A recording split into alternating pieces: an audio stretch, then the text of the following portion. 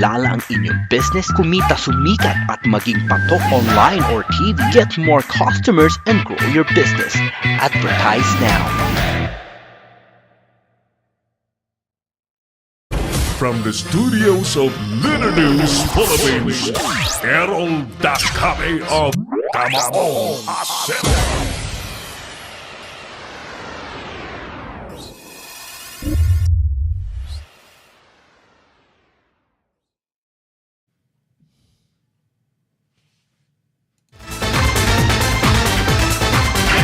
Thank you. Welcome back sa palatuntunang Kamaong Seron at sa bayan pong napapanood sa Litter News Philippines digital media platform at sa Pinoy Extreme Channel, ang cable TV channel natin na napakalawak.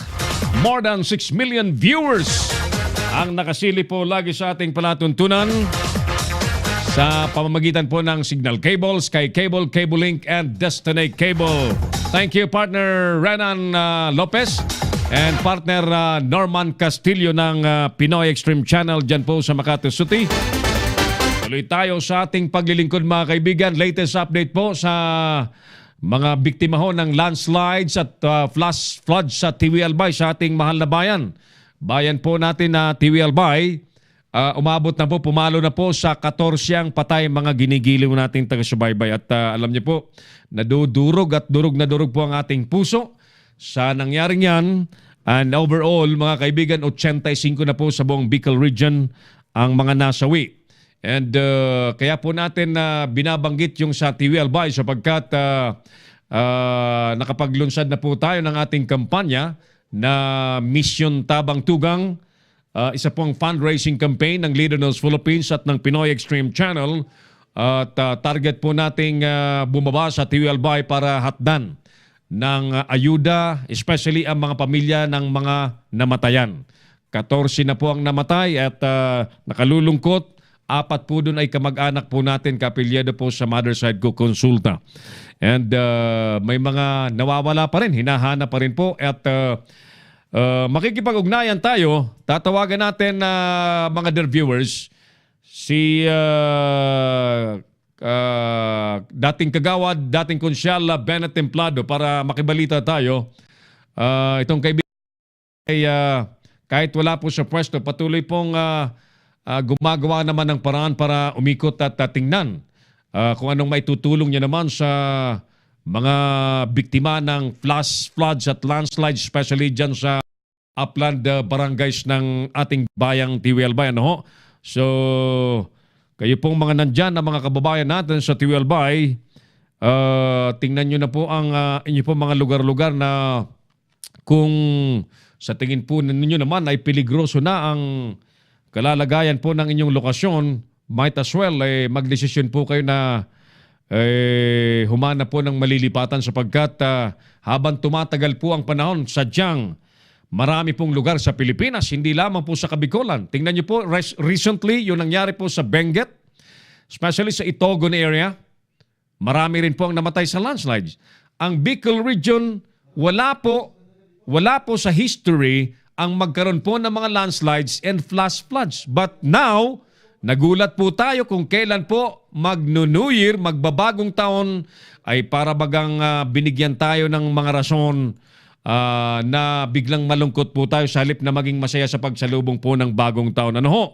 So yan po ang ating kalalagayan ngayon. Sa Bicol Region, kahapon kausap ko po ang alkalde ng Buhi, Camarines Sur, si Mayor Margie Moran Aguinillo.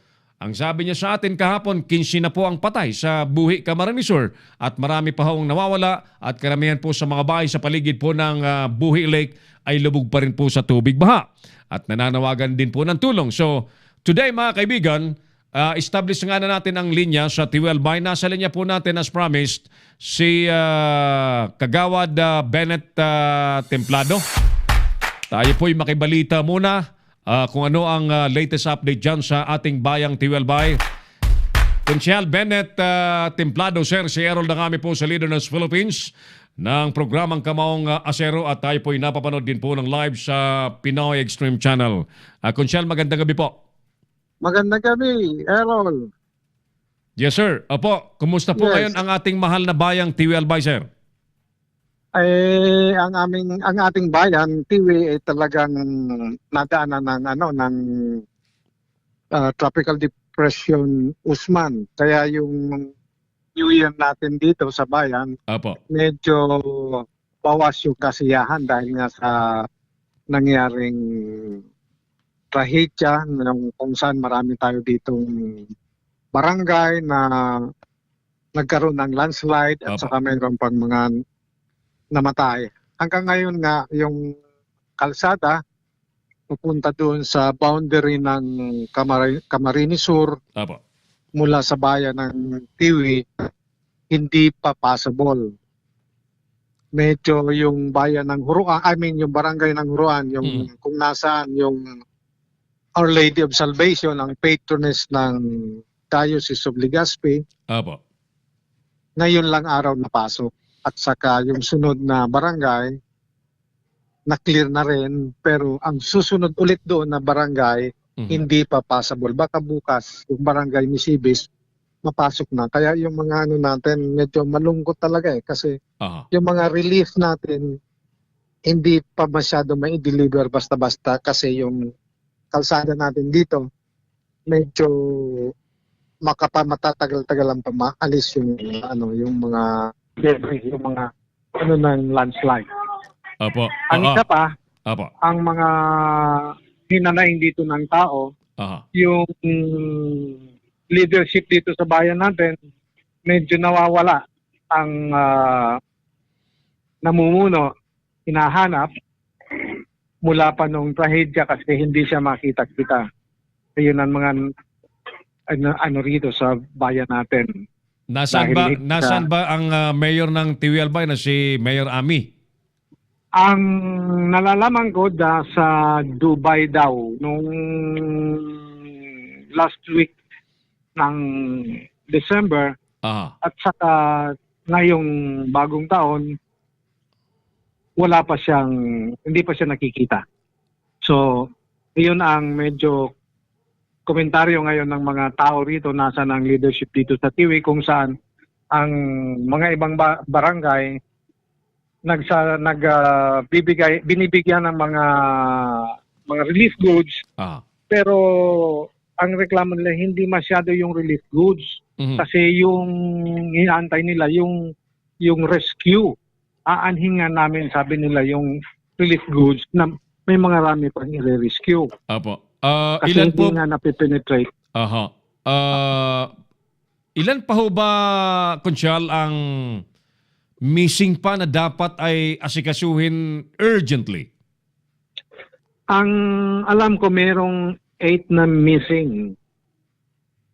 Marami Ayun pa ang pala. Ayun ang alam kong na hindi pa masyado nahahanap. Maliban yun sa may mga 11 ang namatay.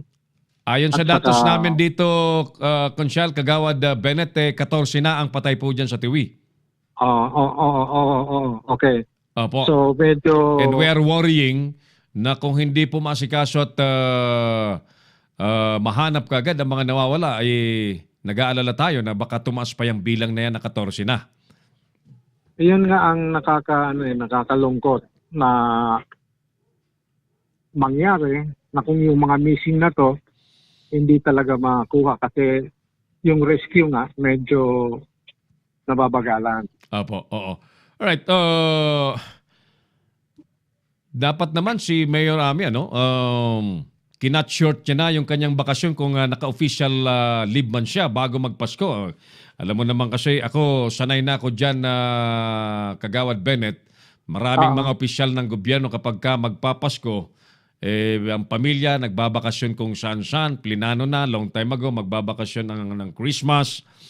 Sana naman pagka may trahedya, may kalamidad, they cut short their vacation at bumalik sa trabaho.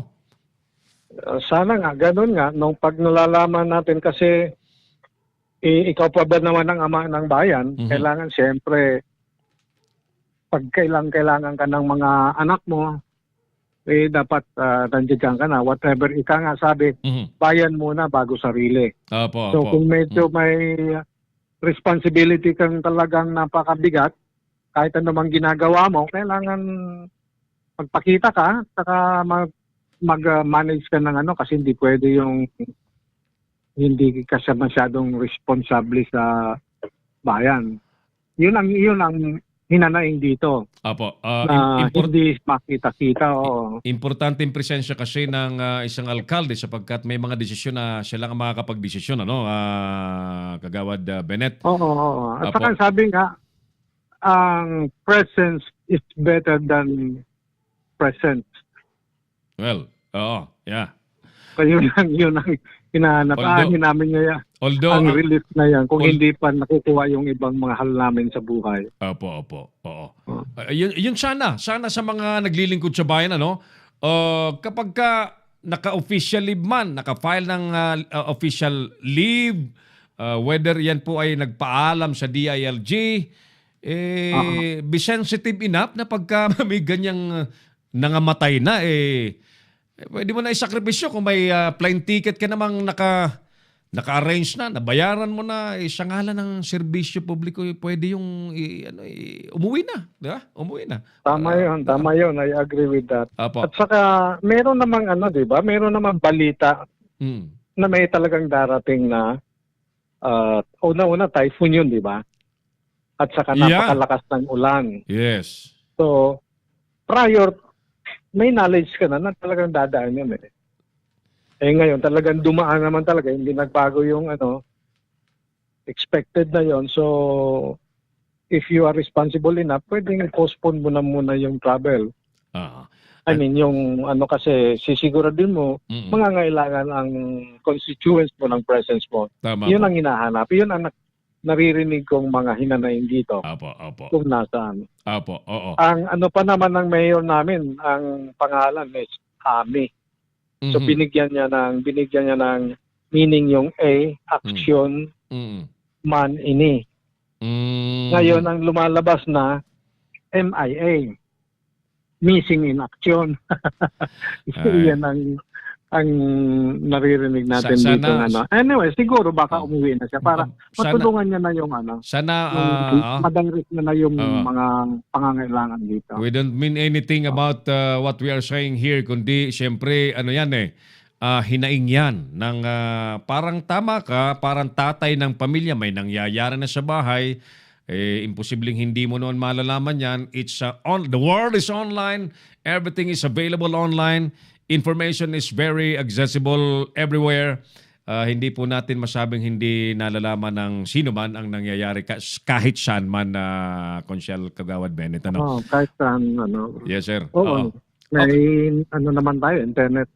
Anyway, siguro dumating na. Baka dumating na nga at sana makabawi naman siya at alam mo naman ang tao sensitive talaga pag may kalamidad, lalo pag may mga namamatayan na Kagawad Bennett, po. Hinahanap nga. Okay. Sana makatulong agad. Ma-direct niya yung tamang direction yung mga Yung ibang bayan po ay nakapagdeklara ng state of calamity.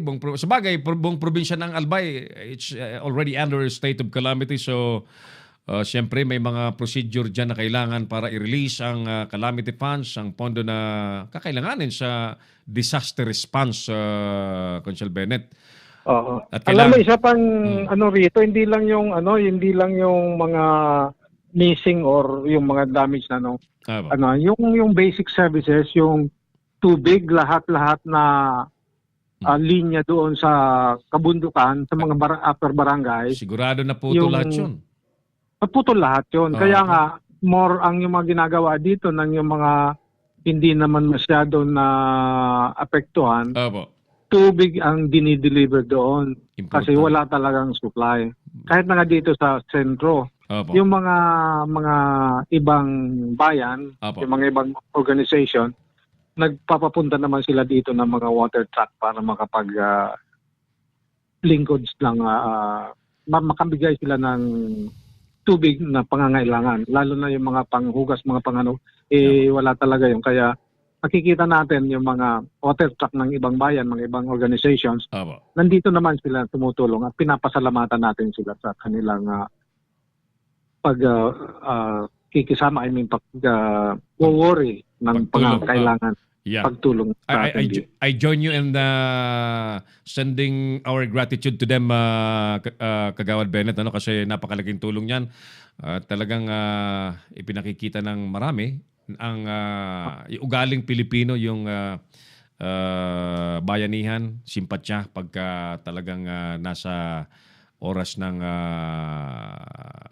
kagipitan, ano ho. Ah, Kunsyal Bennett, Kagawad Bennett, balita ko may gagawin ka bukas. Ano nga po ito at saan po kayo pupunta bukas? may kaibigan. Hello, sir. Saglit ng mga suki, kausap po natin si dating Kagawad Bennett Templado ng Tiwelbay. O yan, oo. Ito pong mga opisyal ng Tiwelbay, lahat po yan mga kaibigan ko. Most of them ay mga distant relatives ko, kaya sana po talagang lahat serbisyo talaga ang pagtulong-tulungan para sa ating bayang Tiwelbayan. Balikan natin si Kagawad Bennett. Right, ang tanong natin, mamaya ng konti, balikan natin, ano dapat gawin ng Pangulo para ipakitang seryoso siya sa kampanya laban sa korupsyon? Sagutin nyo yan mamaya. Balikan natin si Kagawad Bennett. Sorry, Kagawad, naputol po tayo po. You were saying that pupunta po kayo sa upland area bukas, Kagawad? Oo. Opo, Errol, ganito, yung kaibigan ko nasa States, Aha. nagpadala siya ng financial tulong. Aha. Ngayon, na bumili tayo ng mga goods na pwedeng i-distribute doon sa mga pangangailangan. Aha. At ngayon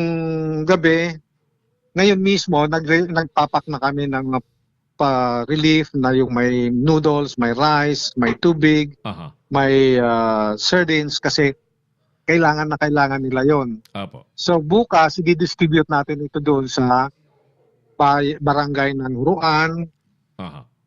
may Nunong, Misibis, Dapdap at saka Maiyong. Kasi hindi pa yun inaabot masyadong. May nakakarating na pero kailangan pa rin nila ang karagdagang tulong. So, yun ang gagawin natin bukas in behalf of Aida Cardanos Sindler.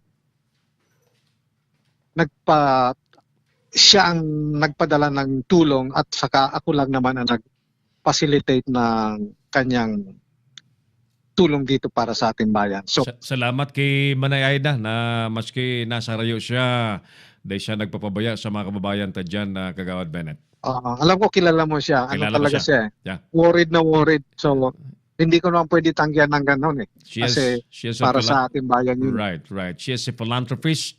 When I was with DWBS, laging katuwang namin yan sa mga charity work si Manay Aida. Ganun, okay. Yes, sir. Apo. So, malaking tulong yan na Kagawad Bennett. Bukas, kung ilan man ang mabigyan niya, napakalaking tulong. At salamat sa mga effort po ninyo, Kagawad. Hindi po tayo nangangampanya po rito. Wala pong ganun dito. Ang sa atin dito, sino man pong may magandang loob na gumagawa ng mabuti, tulong sa kapwa, ay willing tayong alalayan, may paalam sa publiko tulad po ni Kagawad Bennett. Okay. May dagdag pa ako, Errol. Sige, Kasi sir. yung class 75 ng Virgin of Carmel High School, Apo. meron din naman silang piniprepare. Aha. Ipapadaan din sa atin na pang-relief din. So, gusto ko rin may mahabol na rin ang pagpapasalamat sa class 75 ng high school sa Virgin of Carmel High School. Gayon din naman na yung mga iba pang mga organizations, mga iba pang tao na tumulong dito sa ating bayang Tiwi. Nagpapasalamat tayo sa kanilang magandang loob, and we wish them a happy new year. Very well said. Kagawad Bennett Templado, sir, maraming salamat po for taking our call tonight at sana po marami pa ho kayo matulungan, sir. Okay, thank you, Errol, Magandang for the gabi po. opportunity. Good luck, sir. Thank you.